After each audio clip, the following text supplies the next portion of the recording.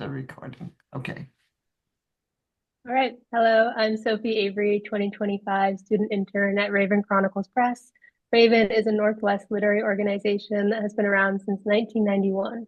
This is a year-long series called Raven Chronicles Banned Books Project. Raven will be posting on our YouTube channel podcasts of writers reading excerpts from banned books that are meaningful to them. Today, we have a Seattle native, poet Carolyne Wright, the winner of a Pushcart Prize, the National Translation Award, and several awards from the Poetry Society of America. Carolyne has published over a dozen books of poetry, including Masquerade and Memoir and Poetry from Lost Horse Press, published in 2021. Carolyne, take it away. Well, hello, everybody. Thank you so much for hosting me for this, Phoebe, Sophie, and Raven Chronicles Press. I'm very honored.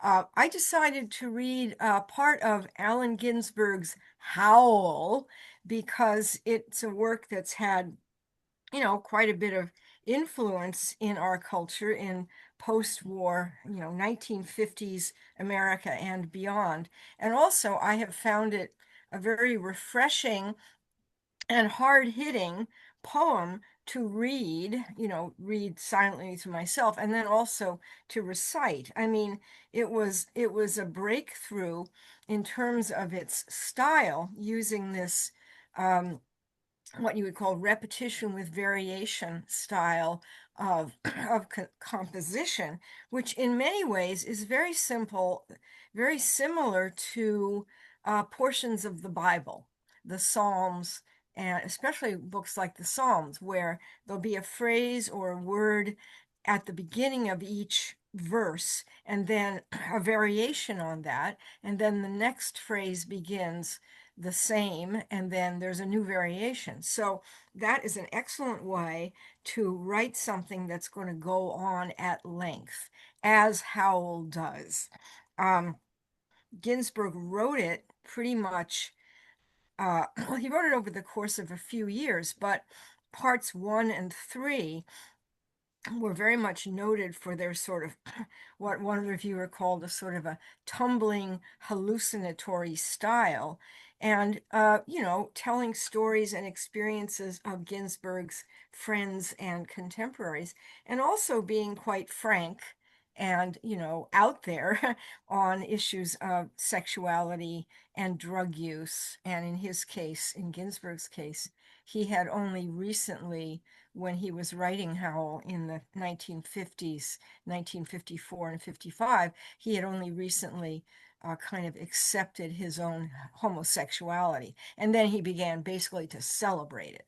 So, the whole poem was sort of a slap in the face of very conservative, super ego controlled, what do the neighbors think, keeping up with the Joneses, etc., post-war America. And it was first performed, I mean, Ginsberg first gave it a reading in October of 1955. And at that reading, Lawrence Ferlinghetti, who was the publisher of that new press, City Lights Press, invited Ginsberg to publish it with City Lights. And so it became one of their first. In fact, it's book number 4. Here's my copy of it. They still publish it in this very edition. Wow. Um, and it looks exactly the same. It's the same size. I think the cover stock is a little shinier. But this is I don't know how many editions this is, but there are, there are at least 1 million in print. Um, and the other reason that I was interested in it was, I've read it, I've been inspired by its energy. And also I found it interesting that there was a major lawsuit against it when it was first published.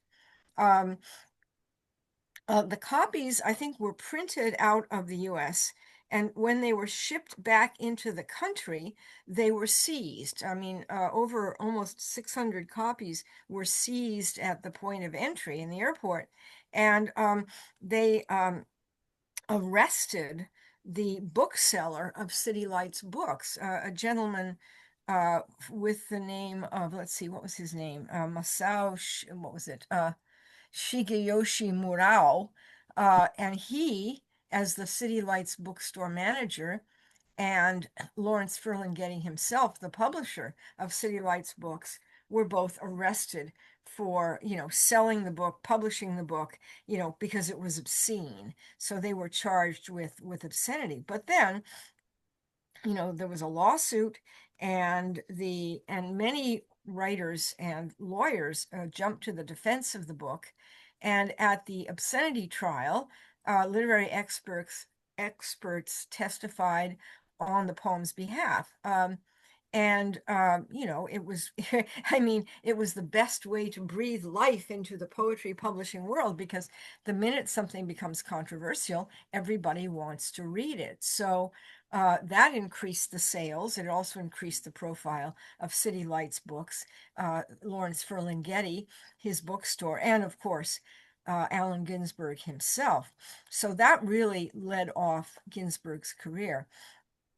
And so the trial ultimately, the Ferlinghetti won the case when a California State Superior Court judge decided the poem was of redeeming social importance. And also, it was a free speech issue. Remember free speech, the First Amendment? So, and now we look at it and we think, well, there's a few rather salty words in there, and a few salty acts taking place. But hey, we all enjoy it. It is so, I mean, and when Ginsberg gives reading, and when he used to give readings of it, he would read it with great pleasure and great joy.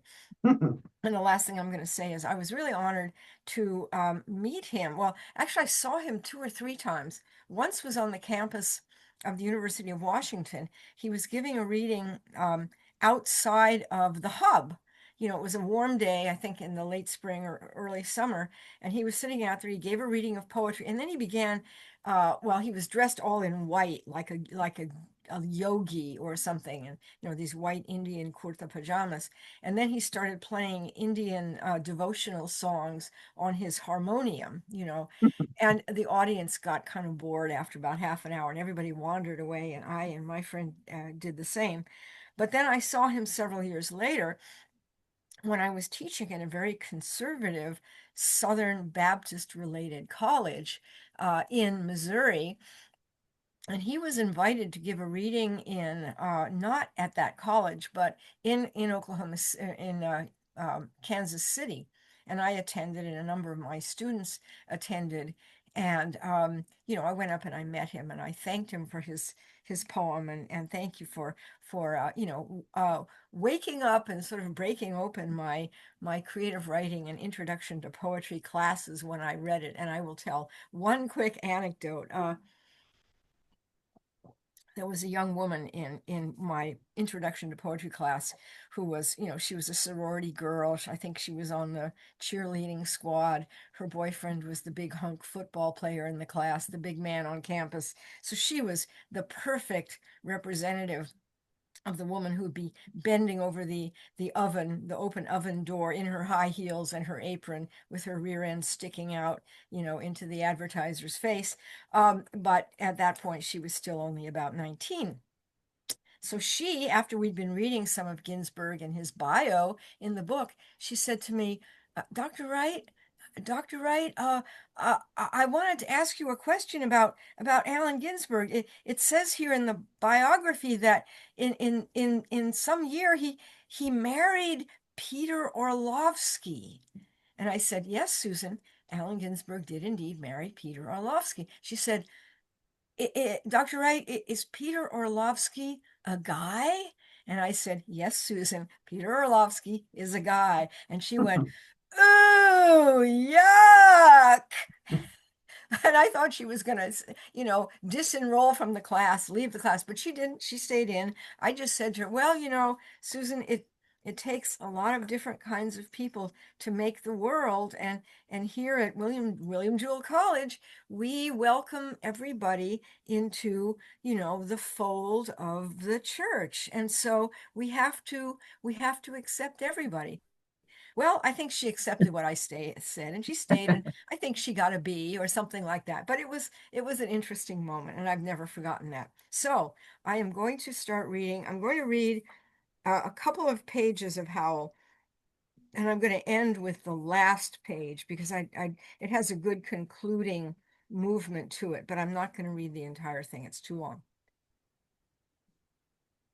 Howl for Carl Solomon.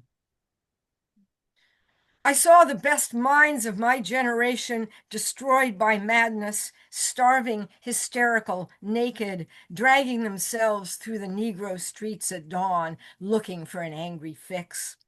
Angel-headed hipsters burning for the ancient heavenly connection to the starry dynamo in the machinery of night, who poverty and tatters and hollow-eyed and high sat up smoking in the supernatural darkness of cold water flats floating across the tops of cities, contemplating jazz, who bared their brains to heaven under the L and saw Mohammedan angels staggering on tenement roofs, illuminated, who passed through universities with radiant, cool eyes, hallucinating Arkansas and Blake Light tragedy among the scholars of war, who were expelled from the academies for crazy and publishing obscene odes on the windows of the skull, who cowered in unshaven rooms in underwear, burning their money in wastebaskets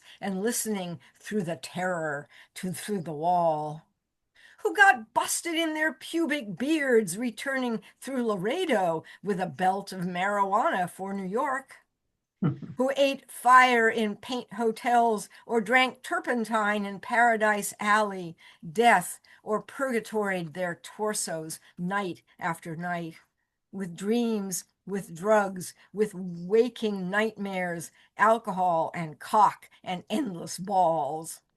Incomparable blind streets of shuddering cloud and lightning in the mind, leaping toward poles of Canada and Patterson, illuminating all the motionless world of time between.